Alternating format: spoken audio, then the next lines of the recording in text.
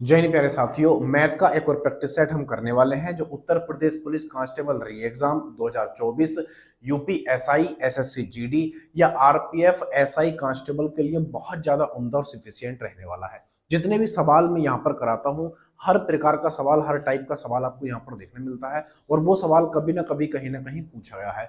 बस थोड़ा ये रहता है कि वहां पर लिखा नहीं रहता ये कब पूछा गया था, लेकिन हमारे टाइपिस्ट इतना ही करते हैं कि उस सवाल को छाप के हमें दे देते हैं। ठीक है भाई, तो पहला ही सवाल मैंने यहाँ पर रखा है, देखना औसत का सवाल है, कैसे करेंगे। वो कह रहा है कि 10 के पहले 10 गुणजों का औसत 55 है। यदि हर संख्या को 2 से विभाजित और 3 से गुणा किया जाए तो नया औसत क्या होगा। आप अच्छे से जानते हो औसत क्या चीज होती है। अगर आम भाषा में आपको बताऊं तो औसत होती है, जैसे 5 संख्याएं, मैं 5 5 ले लूं, जैसे मैंने 5 लिया, समझा रहा हूं, 5 5 5 5 5 संख्याएं हैं और 5 5 है। ये 4 भी हो सकती है, उससे कोई फर्क नहीं पड़ता, 6 भी हो सकती है, 7 भी हो सकती है। समझाने का प्रयास कर रहा हूं। तो इसका जो औसत बनेगा वो कितना बनेगा, तो यहाँ पर 5 औसत बनेगा। क्यों? यानी प्रत्येक संख्या अगर बराबर बराबर हो तो वही हमारा औसत कहलाता है। और वैसे भी औसत निकालने का एक फॉर्मूला होता है जिसको आप याद किए हुए हो अब तक। ये होता है औसत बराबर योग बटे संख्या। योग बटे संख्या होता है, योग बटे संख्या होता है, ये औसत का फॉर्मूला है निकालने का। लेकिन औसत एक्चुअल में ये होता है कि जितनी संख्याएं होती हैं वो सब बराबर बराबर हो, वही हमारा औसत होता है। जैसे 5 संख्याएं हैं, ये 4 भी कर सकते हो, 6 भी कर सकते हो, कितना भैया, ये 5 5 है सारी, यानी सारी संख्याएं समान है, तो हमारा औसत भी क्या बनेगा, 5 ही बनेगा। ठीक है भाई, यहाँ पर आप देख भी सकते हो निकाल के, इस तरीके से मैं समझा रहा हूँ, फिर ये आप बड़ी आराम से बनाते हो सवाल को। तो 1 2 3 4 5, यानी इनका योग बनेगा कितना, 25, इनका योग 25 बन जाएगा। संख्याएं 5 है तो 5 से डिवाइड कर देंगे, तो 5 5 25 होता है। देखो हो गया औसत 25। यानी समान संख्याएं जो भी हों, या 6 6 ले सकते हो, 7 7 ले सकते हो, तो औसत भी उसका क्या बनता है, वही बनता है जो संख्याएं समान होती है। तो यहाँ पर औसत कितना है, 5 है, 5 5 है। उसी तरीके से वहां पर उसने बोला है कि यहाँ पर पहले 10 गुणाजों का जो औसत है वो कितना है मेरे दोस्त, वो कितना दे रखा है, वो दे रखा है 55। यानी कि 55 औसत का मतलब ये है कि प्रत्येक संख्या क्या है, प्रत्येक संख्या 55 है, 55 55 55 55, इस तरीके से। तो औसत कितना बनेगा, 55 बनेगा, जो हमें दे रखा है। तो औसत कितना है, 55 है। अब वो कह रहा है कि हर संख्या का मतलब है, यानी कि मैं ऐसा करूंगा 55 फिर 55 फिर 55 फिर 55, ऐसी 10 संख्याएं ले लूंगा, तो औसत कितना हुआ, 55 हुआ। तो वो कह रहा है कि हर संख्या को 2 से विभाजित किया जाए। 2 से विभाजित किया है हर संख्या को, मतलब 55 औसत को ही आप क्या करोगे, विभाजित कर दोगे। अब आपके पल्ले में ये बढ़िया से पड़ चुकी होगी। ठीक है भाई, अब हम क्या करेंगे, प्रत्येक संख्या कैसी है, औसत अगर 55 है तो प्रत्येक संख्या कैसी होगी, 55 55 होगी। तो 55 को ही हम क्या करेंगे, 2 से विभाजित कर देंगे। बोले ठीक है, 2 से विभाजित कर दिया, फिर कह रहा है 3 से गुणा कर देते हैं, 3 से गुणा कर देते हैं। अब जो नई संख्या निकल के आएगी, वो जो निकल के आएगी संख्या, वही हमारी क्या बनेगी, नया औसत बन जाएगी।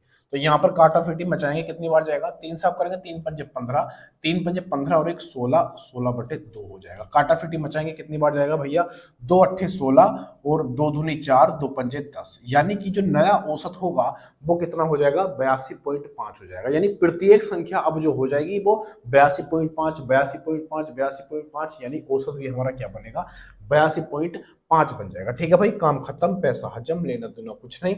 82.5 ऑप्शन नंबर ए इसका बिल्कुल सही उत्तर हो जाएगा। ठीक है भाई, अगले पे आ जाते हैं। सवाल नंबर अगला ये रहा मेरे लल्ला। तो औसत आप अच्छे समझ चुके होंगे, औसत क्या होता है, औसत हर एक संख्या समान हो वही हमारा औसत होता है।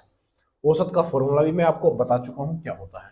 अगले सवाल में क्या कह रहा है देखना, इसमें कह रहा है यदि पिता की आयु में उसके पुत्र की आयु का 2 गुना जोड़ दिया जाए तो योगफल 70 हो जाता है। ठीक है भाई, यदि पुत्र की आयु में पिता की आयु की 2 गुना जोड़ दिया जाए तो योगफल 95 हो जाता है। तो पिता व पुत्र की आयु क्या है, पहले काटाफीटी मचा दो।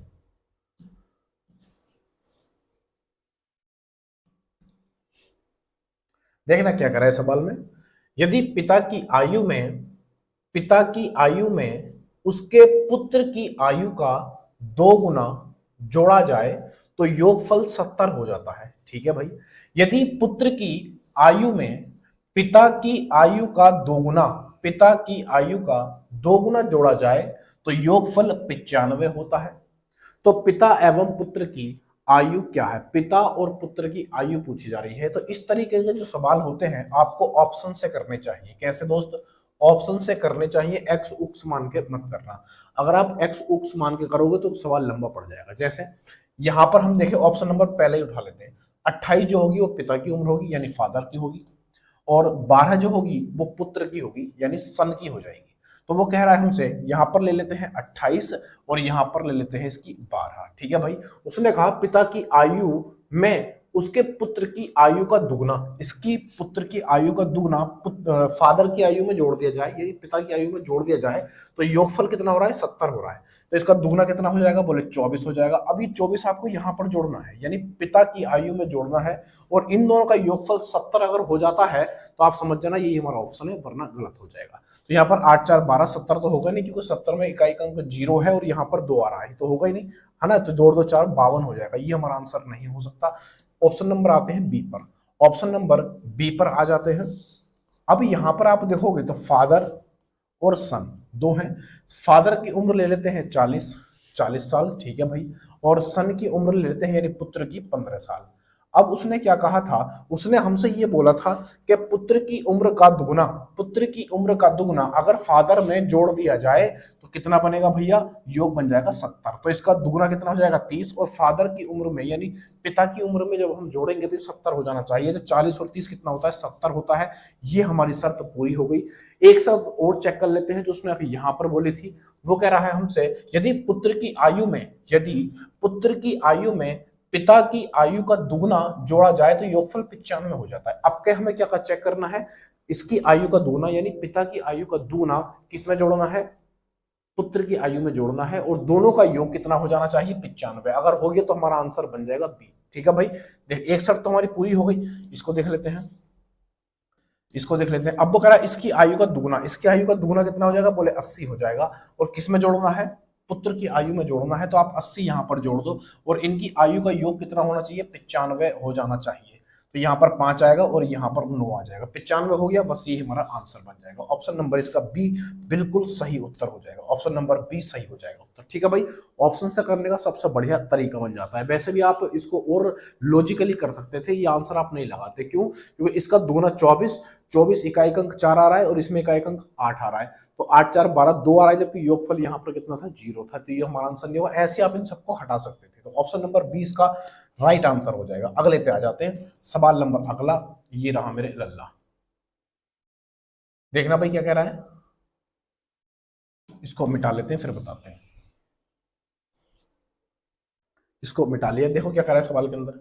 इसमें कह रहा है कि द्रौपदी द्रौपदी दुर्गा से उतनी ही छोटी है जितनी वह माला से बड़ी है। ठीक है भाई। यदि दुर्गा और माला की आयु का योग 28 वर्ष है, कितना? 28 वर्ष है, तो द्रौपदी की आयु क्या है? द्रौपदी की आयु क्या है? बहुत आसान सा सवाल है। जो जो सवाल में कह रहा है वो आप करते जाओ। वो कह रहा है कि द्रौपदी दुर्गा से उतनी ही छोटी है। छोटी है तो इसको माइनस में ले लो द्रौपदी को। तो ये कह रहा है कि द्रौपदी जो है दुर्गा से क्या है भैया? दुर्गा से उतनी ही छोटी है। कौन? द्रौपदी। द्रौपदी उतनी ही छोटी है जितनी माला से बड़ी है, जितनी माला से बड़ी है। तो माला से बड़ी होने के लिए इसको प्लस करना पड़ेगा। द्रौपदी और माइनस कर देंगे माला। क्या करेंगे भैया? माला कर देंगे। कोई दिक्कत नहीं होनी चाहिए, यहां तक कोई दिक्कत नहीं होनी चाहिए। अब देखना, यहां पर मैंने माइनस किया है, यहां पे ये माइनस है। ठीक है भाई। अब आप यहां पर इस माला को और माला को इधर ले जाओ, द्रौपदी को इधर ले आओ। जैसे आप लेके आओगे तो आप देखना, जब मैं इसको इधर लेके जाऊंगा तो ये 2 द्रौपदी हो जाएगा, प्लस में चला जाएगा, ये माइनस में है। तो यहां पर बनेगा 2 और गुणा में रहेगा द्रौपदी। ठीक है भाई। द्रौपदी बन जाएगा बराबर। देखो यहां पर क्या है? ये माइनस था, यहां पर माइनस, ये माइनस है यहां पर। और जब मैं इस माइनस को इधर लेके आऊंगा तो दुर्गा और माला प्लस हो जाएंगी, दोनों जुड़ जाएंगी। तो ये बनेगा दुर्गा प्लस माला। दुर्गा प्लस माला। अब आप यहां पर देखोगे तो दुर्गा और माला की आयु का योग 28 दे रखा था, तो हम यहां पर इन दोनों की जगह क्या रखेंगे, 28 रख देंगे। तो यहां पर बनेगा 2 गुणा में द्रौपदी, द्रौपदी, हालांकि हमें एक वर्ड यूज करना चाहिए था, इसका कोई दिक्कत नहीं, चलो। तो यहां पर कितना आ जाएगा, 28 आ जाएगा, क्योंकि दोनों की आयु का योग कितना दे रखा है, 28 दे रखा है। 2 से जब इस 28 को काटोगे तो 14 बार कट जाएगा। तो द्रौपदी, तो द्रौपदी, द्रौपदी की आयु कितनी आ चुकी है, 14 वर्ष आ चुकी है।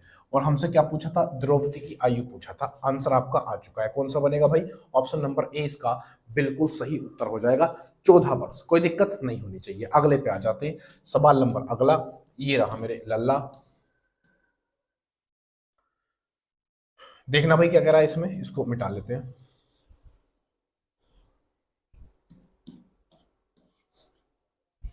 ठीक है, क्या कह रहा है सवाल के अंदर, इसमें कहा जा रहा है हमसे कि कैलेंडर में किसी महीने की 24 तारीख को गुरुवार पड़ता है, तो इस महीने की 13 तारीख को कौन सा दिन होगा। बहुत आसान सा सवाल है, मैंने पिछले सेट में भी कराया था।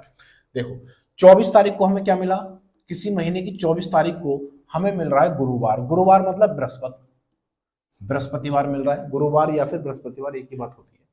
और 13 तारीख को हमसे पूछ रहा है, 13 तारीख को यानी नीचे आना है हमें, तो आप इसमें से 7 कम कर दो, कितना बनेगा, जैसे ही आप इसमें 7 कम करोगे तो ये बन जाएगा 17, यानी 17 तारीख को आपको क्या मिलेगा, बृहस्पतिवार मिल जाएगा, बृहस्पतिवार मिल जाएगा। फिर इसमें 7 कम करोगे, 7 फिर कम करोगे तो ये कितना बनेगा, आप कहोगे 10 बन जाएगा। और 10 तारीख को क्या मिलेगा, बृहस्पति मिलेगा। कोई दिक्कत नहीं होनी चाहिए, बृहस्पति। लेकिन हमसे तो 13 तारीख को पूछा था ना, तो आप क्या करोगे, 3 इधर जोड़ दो और 3 इधर जोड़ दो।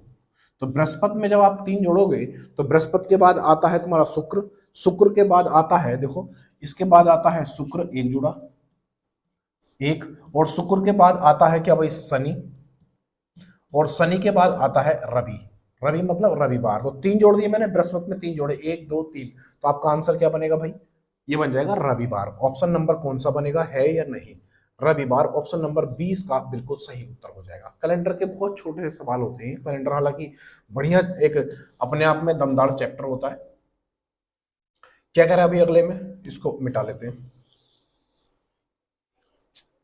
इसमें कह रहा है इस सवाल के अंदर कहा जा रहा है हमसे कि 2 संख्याओं का अनुपात 4-5 है और उनका अंतर 6 है, उन संख्याओं का योग क्या है। उन संख्याओं का योग हमसे पूछा जा रहा है, बहुत आसान सा सवाल है। देखो यहां पर हमें अनुपात दे रखा है संख्याओं का और इनका अंतर दे रखा है 6। अंतर कितना भाई, 6 है। तो यहां पर अगर मैं अनुपात में जो संख्याएं मुझे दे रखी है 4 और 5, इनका अंतर मैं आपसे पूछूं तो 1 है, जबकि यहां पर अंतर कितना है, बोले 6 है यहाँ पे अंतर, कोई दिक्कत नहीं। तो 1 यूनिट की वैल्यू कितनी हो गई, 6 हो चुकी है। अगर आपको एक्चुअल नंबर निकालना है तो 6 पंजे 30, ठीक है भाई, और 1 यूनिट की वैल्यू 6 है, तो 4 का मान कितना हो जाएगा, तो 6 चौक 24, 6 चौक 24 हो जाएगा। पूछा क्या है, तो संख्याओं का योग पूछा है, संख्याओं का योग, दोनों को इनको जोड़ दो, आपका आंसर आ जाएगा। तो 30 और 24 कितना होता है भाई, 50 4 54, कितना भाई, 54 हो जाता है। ऑप्शन नंबर कहां पर है भाई, 5 छंग 30 और 6 चौक 24, 54 हो जाएगा। ऑप्शन नंबर कहाँ है भाई, 54 आपको मिल चुका होगा। यहाँ पर ऑप्शन नंबर डी इसका बिल्कुल सही उत्तर हो जाएगा, कोई दिक्कत नहीं होनी चाहिए, ठीक है भाई। ऑप्शन नंबर डी इसका बिल्कुल सही है, 54। बहुत आसान सा लॉलीपॉप सा सवाल था। अगले पे आ जाते, क्या कहना चाह रहा है भाई इसमें, ठीक है, इसको मिटाते हैं फिर बताते हैं।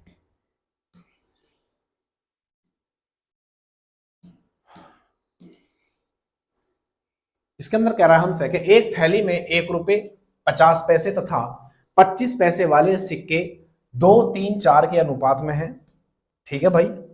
यदि उनका मूल्य 72 रुपए हो तो 1 रुपए वाले सिक्कों की संख्या क्या होगी, है ना। तो 1 रुपए वाले सिक्कों की संख्या क्या होगी, ये हमसे पूछा जा रहा है, ठीक है भाई। देखो सबसे पहले आपको ये चेक करना चाहिए सवाल के अंदर, ऐसे सवालों में आपको एक्चुअल वैल्यू किस चीज की दे रखी है, तो आप यहां पर कहोगे हमें जो एक्चुअल वैल्यू दे रखी है वो रुपए में 72 दे रखी है, कितना भाई, रुपए। तो यानी कि जितने भी पैसे यहां पर है मुझे ये सबका रुपए बनाना पड़ेगा। अब मैं आपसे कहूं 1 रुपए के कितने सिक्के हैं, तो आप कहोगे 2 सिक्के हैं। 50 पैसे के कितने सिक्के हैं, बोले 3 सिक्के हैं। 25 पैसे के कितने सिक्के हैं, बोले 4 सिक्के हैं। ठीक है भाई। अगर 1 रुपए का एक सिक्का है और वो 1 रुपए के 2 सिक्के हैं तो कितने रुपए बनेंगे? तो आप कहोगे 2 ही का ना 2 या 1 ही का 1 दूनी 2, 2 रुपए बन जाएंगे। ऐसे 50 पैसे के कितने सिक्के हैं? आप कहोगे 3 सिक्के हैं, तो 50 पैसे और गुणा 3 टोटल अमाउंट निकल आएगा। तो आप सीधी सीधी इनकी गुणा कर दोगे। लेकिन आपको ये रुपए में दे रखा है तो इन सबको पैसे को आपको रुपए में बनाना पड़ेगा। रुपए में बनाओगे क्योंकि हमारे पास वैल्यू जो किस चीज की है, रुपए में है, पैसे में नहीं है। तो ये जो पैसे हैं इनको भी रुपए बनाना पड़ेगा। तो मैं आपसे ये कहना चाह रहा हूँ 1 रुपया तो ये है, इसकी तो कोई छेड़छाड़ करनी नहीं है। ये तो 1 रुपए है तो इसको एक एक ही मान लो, 1 रुपए है। और यहाँ पर 2 है, अगर एक्चुअल बनाओगे इसको 2x मान लो, चाहे इसको 3x मान लो और इसको 4x मान लो। ठीक है भाई। तो ये बनेगा 1 रुपए में दोनों की गुणा करोगे तो ये बनेगा 2x। कोई दिक्कत नहीं होनी चाहिए। यहाँ पर आप ये 50 पैसे हैं, 50 पैसे को जब आप रुपए में बनाओगे तो आप कहोगे इसे 100 से, 100 पैसे का 1 रुपया होता है ना, तो 100 से आप जब इसको भाग करोगे तो ये बनेगा 1/2। 1/2 में जब 3 की गुणा करोगे, इसको 3x है, 3x और 1/2 की गुणा करोगे तो बनेगा 3x/2 कितना, प्लस 3x और बटे में 2 बन जाएगा। कोई दिक्कत नहीं होनी चाहिए। ठीक है भाई। ऐसे 25 पैसे हैं, 25 पैसे को जब आप रुपए में बनाओगे तो आप 100 से क्या करोगे, इसको भाग करोगे तो ये बनेगा 1/4। 1/4, 1/4 की जब यहाँ पर 4x है, ये एक्चुअल में नहीं है इसलिए मैंने x माना इन सबको, तो यहाँ पर कितना बनेगा 4x और गुणा कितना आएगा यहाँ पर 1/4। तो 4 से 4 कटेगा तो यहाँ पर सिर्फ x रह जाएगा। कोई दिक्कत, 4 से 4 डिवाइड हो जाएगा तो कितना बचेगा, 1 ही बचेगा। और ये सब क्या बन गए, ये सब रुपए बन गए। किसके बराबर होंगे, 72 के। किसके भैया, ये 72 के बराबर हो जाएंगे। कोई दिक्कत नहीं होनी चाहिए क्योंकि अपने पास जो वैल्यू दे रखी थी वो रुपए में दे रखी थी और हमने यहाँ पर भी रुपए में बना लिया। अब इसमें काटा फिटी मचा लो या इसको एलसीएम ले लो, तो 2 की गुणा यहाँ पर करोगे, 2 दूनी 4 हो जाएगा, ये बनेगा 4x प्लस यहाँ पर बनेगा 3x और प्लस यहाँ पर 2 की गुणा यहाँ हो जाएगी तो ये बनेगा 2x बराबर यहाँ पर 2 बचेगा, 2 की गुणा उधर कर देंगे तो ये बनेगा 72 गुणा 2, 72 गुणा 2 बन जाएगा। ठीक है भाई। सबको जोड़ो, 4 3 7 8 9, तो ये बनेगा 9x बराबर 72 और गुणा में 2। ठीक है भाई। तो 9 8 कितना होता है भैया, 72 हो जाता है। तो x बराबर 8 दूनी 16 हो जाएगा। तो 1 यूनिट की वैल्यू, वो x की वैल्यू आपको पता चल चुकी है कितनी, 16 है। उसने पूछा था 1 रुपए वाले सिक्कों की संख्या कितनी है, तो 1 रुपए वाले सिक्कों की संख्या कितनी थी, 2 थी, यानी कि 2x थी। कितनी भाई, 2x। 1 रुपए वालों की संख्या कितनी है, ये संख्या है अपने पास 2x। तो 1 यूनिट, अगर x की वैल्यू यहाँ पर 16 है तो 2x की जब आप गुणा करोगे तो ये बनेगा 2 गुणा 16 बराबर कितना, 32। खत्म। यानी कि 1 रुपए वाले सिक्कों की संख्या कितनी है, बोले 32 है। ये आंसर हो गया आपका। ऑप्शन नंबर 20 का बिल्कुल सही उत्तर हो जाएगा। ऑप्शन नंबर 20 का बिल्कुल सही उत्तर हो जाएगा। अगले पे आ जाते हैं। देखो ये रफ कार्य था, ये आपको पता होना चाहिए। ये जो मैंने यहाँ पर इन पैसों को रुपए में बदला है, ये छोटी छोटी कॉमन बातें, ये आपको पता होनी चाहिए। ठीक है भाई। अगले पे आ जाते हैं। सवाल नंबर अगला ये रहा मेरे लल्ला। देखना भाई क्या कहना चाह रहा है इसमें। वो कह रहा है किसी संख्या को 25% कम करने पर 225 प्राप्त होता है, उसमें कितने प्रतिशत की बढ़ोतरी की जाए ताकि 375 प्राप्त हो, यानी कि 375 बन जाए। अब देखो कोई भी चीज अपने आप में 100% होती है, बोलो भाई हाँ या ना, कोई भी चीज अपने आप में 100% होती है। अब वो कह रहा है कि 25% हमने कम कर दी और कम करने के बाद हमें जो मिला है वो 225 मिला। अगर 100 में से 25 जाएगा तो बचेगा कितना, बोले 75% बच जाएगा। कितना बचेगा भाई, यहां पर बनेगा 75%। और 75% की वैल्यू कितनी है, बोले 225 है। 225 दे रखी है, कोई दिक्कत नहीं होनी चाहिए। 225 उसने दे रखी है। तो आप यहां से 1% का मान जब निकालोगे, 1% का मान जब आप निकालोगे यहां से, तो बनेगा 225 बटे 75। लेकिन आपको एक्चुअल नंबर चाहिए तो आपको 100% निकालना होगा। कितना, 100% निकालना होगा तो आपको संख्या मिल जाएगी। कितनी बनेगी भैया, तो 25 तिया होता है 75। कितना भाई, 25 तिया होता है 75 और 25 नीमा कितना होता है भैया, 225 हो जाता है। 3 से इसको डिवाइड करोगे, 3 तिया 9, यानी संख्या आपको मिल चुकी है 300। कितनी दोस्त, संख्या आपको मिल चुकी है 300। अब वो हमसे कह रहा है कि उसमें कितने प्रतिशत की बढ़ोतरी की जाए, कितने प्रतिशत की इस संख्या में कितने परसेंट की बढ़ोतरी की जाए कि वो संख्या 375 बन जाए।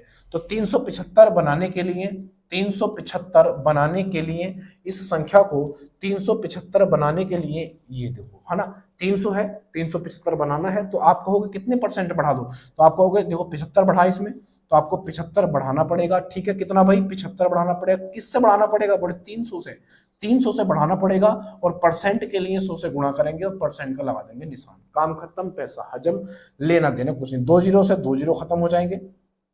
ठीक है भाई, तो यहां पर कितना बचेगा 75 और बटे में कितना 3, 75 बटे में 3 बनेगा। ठीक है भाई, 75 बटे में 3, 3 से इसको डिवाइड करेंगे तो कितनी बार जाएगा, तो आप कहोगे 25 तिया 75 होता है, कितना 25 तिया 75, यानी आपको वो संख्या 25% बढ़ानी होगी, कितनी 25% वो संख्या आपको बढ़ानी होगी, यही आपका आंसर बन जाएगा। ऑप्शन नंबर ए इसका बिल्कुल सही उत्तर है। ठीक है भाई, कोई दिक्कत नहीं होनी चाहिए, बहुत आसान से सवाल है, लेकिन आपकी प्रैक्टिस इस पर होगी तो आप बहुत जल्दी इसको कर ले जाओगे, और नहीं होगी तो फिर ये दिक कर देंगे। अगले पे आ जाते हैं।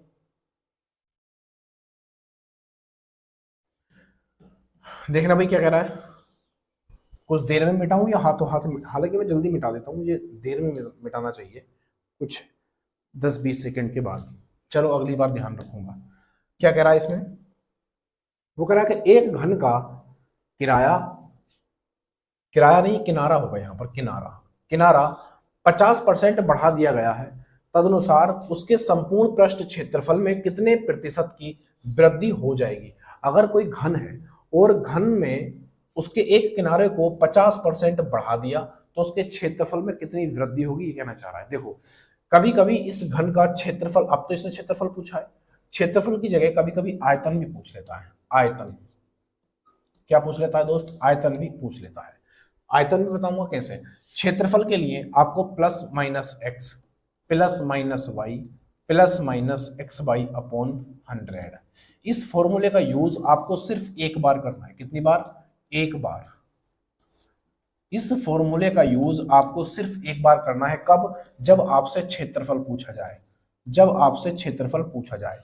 लेकिन इसी फॉर्मूले का यूज आपको 2 बार करना है, 2 बार करना है ना, करना है। लेकिन कब, जब आपसे आयतन पूछा जाए, जब आपसे आयतन पूछा जाए। ठीक है भाई, जब आपसे आयतन पूछा जाएगा तब आप इसी फॉर्मूले का x plus minus x plus minus y plus minus x y upon 100, तो आपको आयतन निकालते वक्त इसका 2 बार यूज करना पड़ेगा। और जब आपसे क्षेत्रफल पूछा जाएगा तो इसी फॉर्मूले का आपको सिर्फ एक बार यूज करना है। जैसे मैं करके बताता हूं, यहाँ पे देखना, वो कह रहा है कि 50% है, 50% यानी x की जगह भी आपको 50 ही रखना है और y की जगह भी आपको 50 रखना है। तो 50 प्लस 50 और प्लस कितना होगा, 5 पंजे 25, 2500 हो जाएगा, 2500 बटा 100। ठीक है भाई, 2500 बटा 100 हो जाएगा। ये कितना बनेगा बोले 100 बन जाएगा, और प्लस 2 जीरो से 2 जीरो खत्म हो जाएंगे और यहाँ पर बचेगा सिर्फ 25।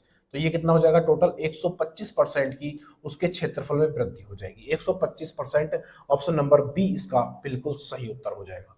ऑप्शन नंबर बी इसका बिल्कुल सही उत्तर हो जाएगा, कोई दिक्कत नहीं होनी चाहिए। देखो बहुत आसान सा सवाल था, बहुत लॉलीपॉप सवाल है, लेकिन कब, जब आपको पता हो। क्षेत्रफल निकालने के लिए इस फॉर्मूले का सिर्फ एक बार यूज, आयतन निकालने के लिए इस फॉर्मूले का 2 बार यूज। 2 बार कैसे होगा, जब आगे सवाल आएगा मैं बता दूंगा। ठीक है भाई, अगले पे आ जाते हैं। सवाल नंबर अगला ये रहा मेरे लल्ला। वीडियो पसंद आ रहा हो तो लाइक से सब्सक्राइब कर देना, बाकी आपकी मर्जी। देखना, इसको मिटा लेते हैं। क्या कह रहा है भाई इसमें, इसमें क्या कह रहा है, इसमें हमसे कहा जा रहा है कि एक साइकिल के पहिए की त्रिज्या 70 सेंटीमीटर है, 10 चक्कर पूरे लगाने में ये कितनी दूरी तय करेगा। देखो पहिया होता है क्या, पहिया इस तरीके से होता है, यानी कि ये होता है वृत्त की तरह, जैसे वृत्त होता है वैसे ही हमारा पहिया होता है। और ये जो होता है ये इसकी परिधि होती है। क्या होती है भाई, ये इसकी परिधि होती है। अगर इसने यहां से चलना शुरू किया तो ये जैसे ही एक चक्कर पूरा ऐसा लगा के ऐसा आ जाएगा तो ये अपनी परिधि के बराबर दूरी तय करता है। ये अपनी परिधि, ये अपनी परिधि के बराबर दूरी तय करता है। और वृत्त की जो परिधि होती है एक चक्कर में वो कितनी होती है, 2 पाई आर होती है। कितनी, 2 पाई आर होती है। तो मैं यहां पर लिख देता हूं आपकी जानकारी के लिए कि एक चक्कर, एक चक्कर, एक चक्कर में तय की गई तय की गई दूरी तय की गई दूरी बराबर होता है 2 पाई आर। 2 पाई आर या फिर परिधि के बराबर होता है, या फिर आप परिधि बोल सकते हो या फिर 2 पाई आर बोल सकते हो, एक ही बात है, क्योंकि इसकी हमें जरूरत पड़ेगी। ठीक है भाई,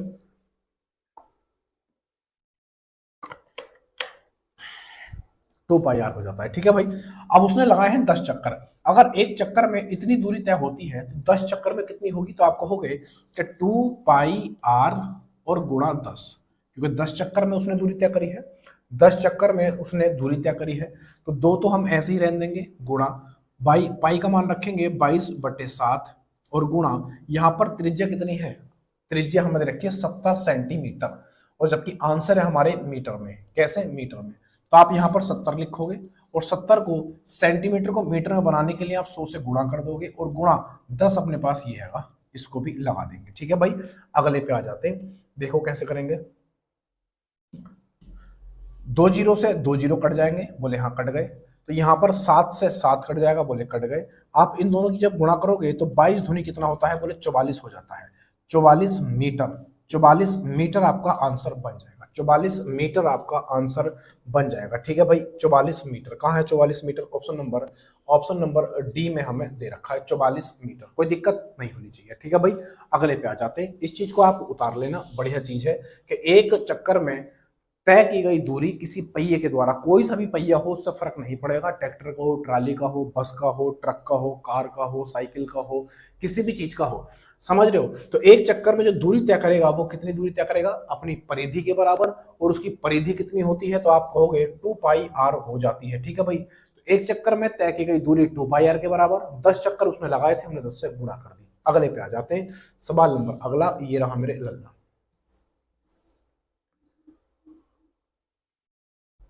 देखना भाई क्या कहना चाह रहा है, इसको मिटा लेते हैं। क्या कहना चाह रहा है इसमें,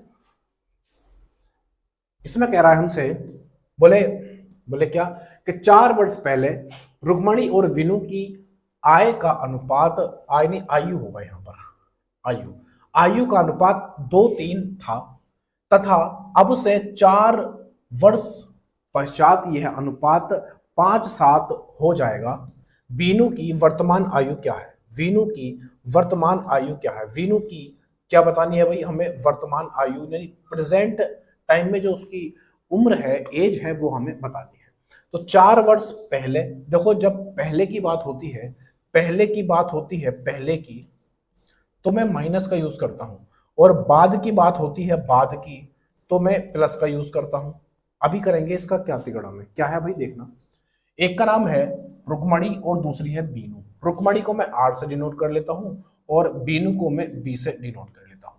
वो कह रहा है कि इनकी आयु का अनुपात, इनकी आयु का अनुपात, बोले कितना है, आयु का अनुपात,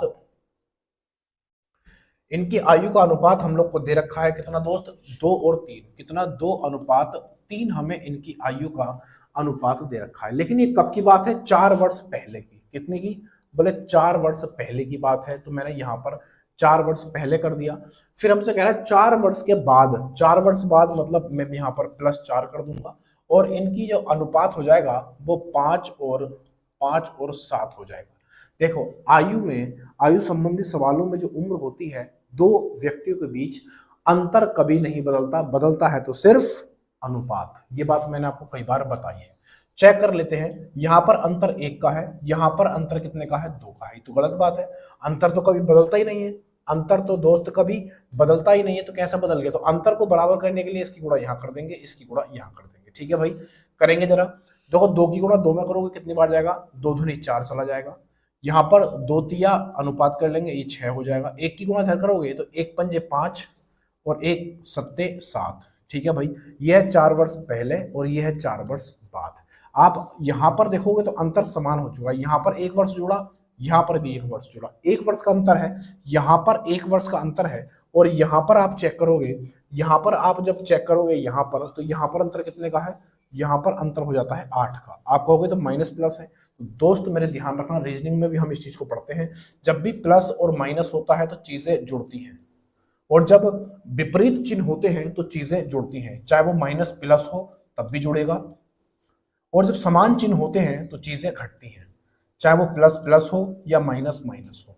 ठीक है भाई, इस चीज को आप ध्यान रखना। रीजनिंग में लेफ्ट राइट जब हम पढ़ते हैं तब भी ऐसा होता है, समान चिन्ह होने पर चीजें घटती हैं और विपरीत चिन्ह होने पर चीजें जुड़ती हैं। तो यहाँ पर विपरीत चिन्ह थे इसलिए मैंने जोड़ दिया, ये ट्रिक बता दिया। हालांकि अंतर इन दोनों का जो होता है एज का, वो कितना होता है, 8 साल का होता है। तो 1 यूनिट की वैल्यू कितनी आ चुकी है, बोले 8 साल आ चुकी है। उसने हमसे बीनू की आयु पूछी है, बीनू की। तो बीनू की तो कौन सी है, ये वाली है बीनू की, यानी कि ये वाली बीनू की है। तो 1 यूनिट का मान अगर 8 है तो 6 यूनिट का मान कितना हो जाएगा, आप 8 से गुणा कर दोगे तो 6 अट्ठे 48 होता है, 48। लेकिन ये जो मैंने आयु निकाली ये 4 वर्ष पहले की है, 4 वर्ष पहले की, तो इसमें 4 और जोड़ देंगे तो ये वर्तमान हो जाएगी। तो कितना आ जाएगा, बोले 52 वर्ष हो जाएगा। कितना दोस्त, 52 वर्ष हो जाएगा। और यही हमारा क्या बनेगा, आंसर बन जाएगा। बीनू की जो वर्तमान में आयु है वो कितनी है, 52 वर्ष है। ऑप्शन नंबर इसका सी बिल्कुल सही उत्तर हो जाएगा। कोई दिक्कत नहीं होनी चाहिए। बहुत आराम से और प्यार से मैंने चीजों को सिखाया है। ठीक है भाई, बहुत ही आराम से चीजों को मैंने सिखाया है। तो अगले पे आ जाते हैं। सवाल नंबर अगला ये रहा मेरे लल्ला, इसका स्क्रीनशॉट मार देना चाहे दोनों का। बहुत बेहतरीन वाला तरीका मैंने आपको बता दिया। अगले में क्या कह रहा है, सवाल नंबर अगला ये रहा मेरे लल्ला, इसको मिटा लेते हैं फिर बताते हैं। इसमें कह रहा है हमसे,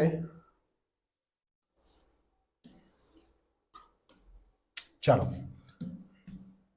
इसमें कह रहा है कि रुक्मणी की वर्तमान उम्र उसकी शादी के समय की उम्र की दोगुनी, उसकी शादी के समय की दोगुनी है। यदि उसकी शादी 24 वर्ष पहले हुई हो, उसकी शादी कब हुई है, 24 वर्ष पहले हुई हो, तो उसके बेटे आकाश की उम्र क्या होगी, जो रुक्मणी की वर्तमान उम्र का 1/4 है। बहुत बढ़िया सवाल है। देखो उसने क्या कहा कि रुक्मणी की जो वर्तमान उम्र है वो शादी के समय की कितनी है, दुगनी है। और उसकी जो शादी हुई थी वो आज से यानी वर्तमान से, यानी यहां पर लिख देता हूं, वर्तमान से हम मान लेते हैं कि शादी की उम्र, शादी, ठीक है, शादी की उम्र की वर्तमान की जो उम्र है वो कितनी है, दुगनी है। वो कह रहा है कि 24 साल पहले, 24 वर्ष, आज से 24 वर्ष पहले उसकी शादी हुई थी। उसकी शादी कब हुई, 24 साल पहले। शादी के समय की उम्र जो हो चुकी है वो 24 साल हो चुकी है। लेकिन वर्तमान जो उम्र है वो 24 की क्या हो जाएगी, दुगनी हो जाएगी। तो कितनी आएगी, आप कहोगे 48 आ जाएगी। यानी वर्तमान उम्र कितनी आ चुकी है, 48 आ चुकी है। अब उसने कहा कि उसके आकाश की उम्र बताओ, उसका जो बेटा है आकाश उसकी उम्र बताओ, और रुक्मणी की वर्तमान उम्र का वो कितना है, 1/4 है। तो वर्तमान उम्र कितनी है भाई उसकी, उसकी वर्तमान उम्र है 48। तो इस 48 का जो आकाश है वो कितना है, 1/4 है। कितना भाई, 1/4। 4 से जब इसको डिवाइड करोगे तो 12 चौक 48 होता है। यानी 12 वर्ष क्या हो जाएगी, उस आकाश की क्या हो जाएगी दोस्त, उम्र हो जाएगी। तो आकाश की उम्र कितनी हो जाएगी, 12 साल। 12 साल इसका बिल्कुल सही उत्तर हो जाएगा। ऑप्शन नंबर बी इसका बिल्कुल सही आंसर है। ठीक है भाई, काम खत्म, पैसा हजम, लेना देना कुछ नहीं। अगले पे आ जाते, सवाल नंबर अगला ये रहा मेरे अल्लाह, इसको मिटा लेते हैं फिर बताते हैं।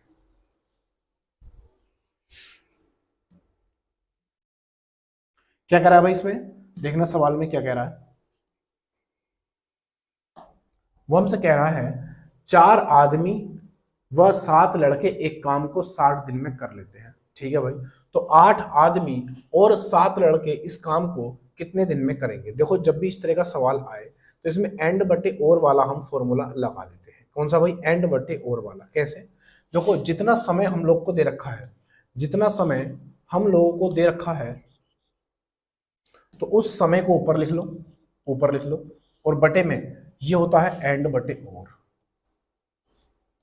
इस तरीके से प्लस एंड बटे और का मतलब यहां से या से होता है और इसका मतलब और से होता है। ठीक है भाई, अब देखना 60 साल हमें ऊपर 60 दिन हमें दे रखे हैं 60, और बटे में कितना है भाई, आप यहां पर जाओगे तो और वाली संख्या यहां पर है तो 8 यहां पर लिख लेंगे 8, और बटे में यहां पर 4 दे रखा है, आप 4 लिख दोगे, प्लस यहां पर कितना है 7 दे रखा है और वाले में 7, और नीचे और यहाँ पर कितना दे रखा है 7 दे रखा है। 7 से 7 डिवाइड हो जाएगा, 4 दूनी 8 बन जाएगा, 4 दूनी 8 तो बनेगा 60/2, 60/2 का क्या मतलब होता है, बोले 30 होता है। कितना भाई, 60/30 का मतलब, 60/2 का मतलब 30 हो जाता है। कहीं ना कहीं गड़बड़ है क्या, हाँ गड़बड़, यहाँ पर एक बचेगा ना, सॉरी थोड़ी सी मिस्टेक, यहाँ पर एक बचेगा। देखो जब हम यहाँ से काटेंगे तो यहाँ पर कितना बचेगा, 60, और नीचे बन जाएगा यहाँ पर 2 बचेगा, और प्लस 7 से 7 जाएगा, 1 बचेगा यहाँ पर। तो ये कितना हो जाएगा, 60 और बटे में कितना आएगा, 3 आ जाएगा। दोनों को जब काटोगे तो 20, 3 से काटोगे 3 दूनी 6, यानी 20 आ जाएगा। कितना भाई, 20 दिन आपका आंसर आ जाएगा। 20 दिन आपका आंसर आ जाएगा। बताओ भाई कहां पर है दोस्त, 20 आपका आंसर कहां पर है, तो आपको ऑप्शन नंबर डी में इसका आंसर छुपा हुआ है। ठीक है भाई, आज के लिए हम इतना ही रखते हैं। वीडियो पसंद आया हो तो लाइक से सब्सक्राइब करके जरूर जाना, और वीडियो कैसा लगा कमेंट करके जरूर बताना। ठीक है भाई, आज के लिए इतना ही, कल के लिए फिर इंतजार रहना। 5 बजे वीडियो अपलोड हो जाती है, तब तक के लिए जय हिंद, जय भारत।